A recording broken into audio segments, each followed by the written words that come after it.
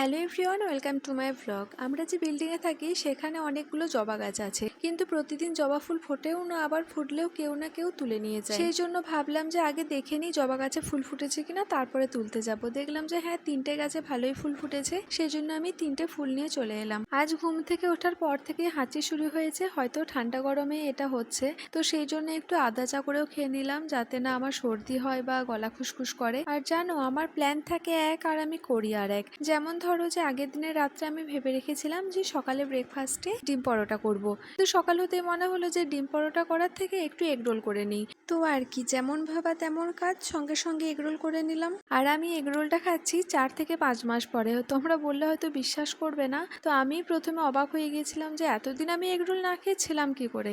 যেদিন আমাকে দুপুরে একা খেতে হয় সেদিনে কিন্তু আমি এক পদেই পুরো রান্নাটা সেরে ফেলি। যদি আমার হাজব্যান্ড থাকে তাহলে হয়তো 2-3 পদ রান্না করতে হয়, একার জন্য বেশি কিছু রান্নাও করতে ইচ্ছে করে না। তো আজকে ভাত আর মাছের ঝোল রান্না করেছিলাম। মাছের ঝোলটা আমি দুবেলার মতো একেবারে রান্না করে নিয়েছি। তো চলো, আজকের মতো টাটা।